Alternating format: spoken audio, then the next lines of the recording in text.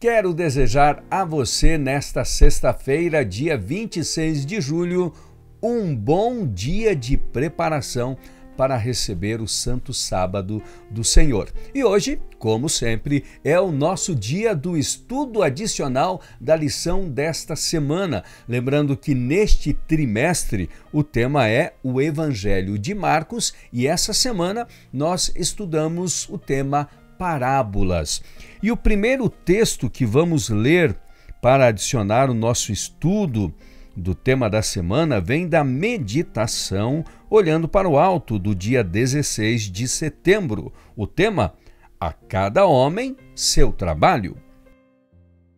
Lemos em Mateus 25:14, que diz: Pois será como um homem que, ausentando-se do país, chamou seus servos e lhes confiou os seus bens. O homem pode não ver lugar para a operação de certos dons por não serem seus dons, mas que cada um pense de si mesmo como Deus gostaria que pensasse.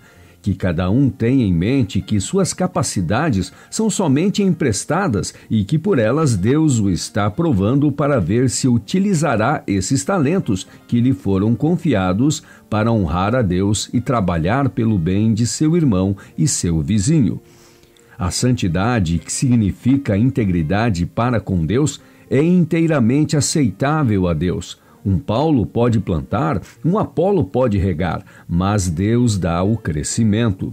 Lemos em Gálatas 6:8, porque o que semeia para a sua própria carne, da carne colherá corrupção, mas o que semeia para o Espírito, do Espírito colherá a vida eterna. No mundo natural, agências invisíveis estão constantemente em operação para produzir os resultados essenciais, mas a colheita a ser ceifada depende da semente que foi semeada.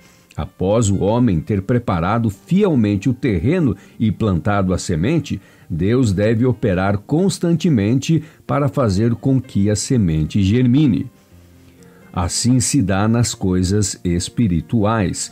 A palavra do Deus vivo é a semente, Cristo é o semeador, e a menos que constantemente trabalhe o solo do coração, não haverá colheita.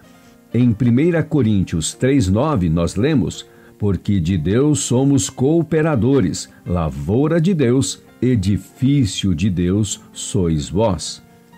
Deus deu o seu Filho para morrer, o justo pelo injusto, a fim de que houvesse uma gloriosa colheita de almas.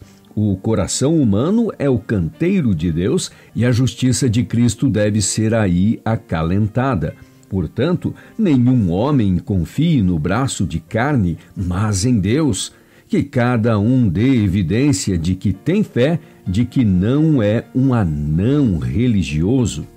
Algumas mensagens vêm como martelo do Senhor para despedaçar as operações de Satanás e fazer os homens volverem ao Deus vivo. Mas, misturado com esta decidida obra de permanecer em defesa da verdade, está a consolação de Cristo, que vem quando o arrependimento revela o que o pecado realmente é. Enquanto alguns são chamados para batalharem desesperadamente com uma obra má, há outro tipo de mensagem a ser levada àqueles que, embora sofrendo prejuízo, suportaram a tentação de abrigar um senso de injustiça e acariciá-la na mente. Outros, sim, alguns têm um dom que lhes foi dado por Deus para agirem como organizadores. Outros ocupam seu lugar trabalhando isoladamente e sentindo-se pequenos e desconhecidos, com apenas alguns poucos dando reconhecimento a seu trabalho, e ninguém para apiedar-se de seus erros ou elogiar suas vitórias. Mas o Senhor utiliza todos esses elementos. Nenhum homem pode ocupar todos os lugares, e a grande obra de Deus precisa ir em frente. E o segundo texto do nosso estudo adicional de hoje vem de outra meditação, agora maravilhosa graça, do dia 6 de janeiro, e o tema Reinos Terrestres Diferentes. Em Marcos 4:30 nós lemos: Disse mais: Aqui assemelharemos o reino de Deus? Ou com que parábola o apresentaremos?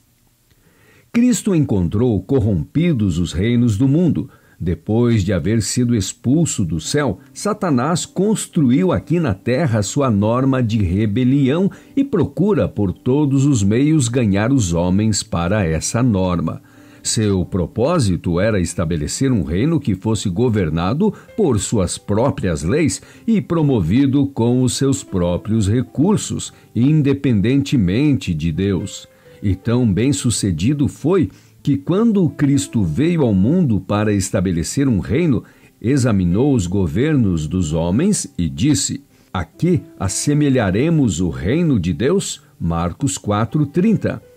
Nada havia na sociedade civil que lhe permitisse uma comparação. Em marcante contraste com o erro e a opressão tão universalmente praticados, estavam a missão e a obra de Cristo.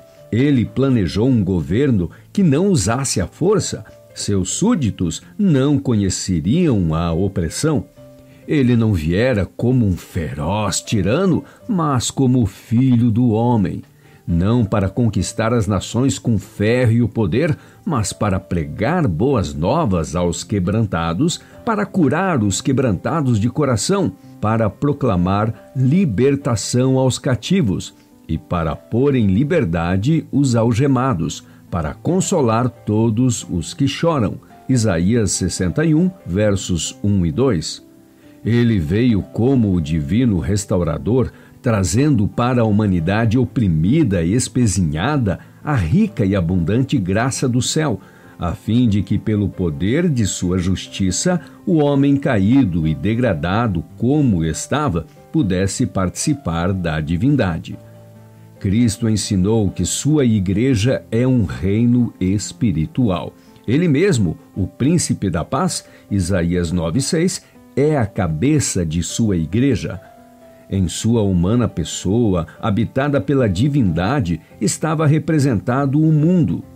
O grande fim de sua missão era ser uma oferta pelo pecado do mundo, de modo que pelo derramamento do sangue fosse feita a expiação por toda a humanidade. Com o coração sempre tocado com o sentimento de nossas enfermidades, o ouvido sempre aberto ao clamor da humanidade sofredora, a mão sempre pronta para salvar o desencorajado e desesperado, Jesus, nosso Salvador, andou fazendo o bem. Atos 10:38.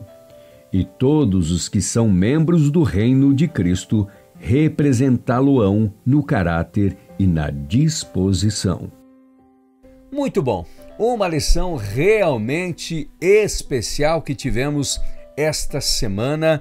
Então, desde já, desejo a você um bom restante de dia de preparação. Já desejo um bom sábado a você e toda a sua família, seus queridos. E quero só reforçar, assine o nosso canal se você ainda não é assinante, compartilhe nossos vídeos para que então mais pessoas possam estudar a Bíblia através dos comentários de Ellen White que ela faz da lição da escola sabatina. E amanhã, sábado, teremos então o início da lição de número 5. O tema é Milagres à margem do lago. Te espero então mais uma vez amanhã.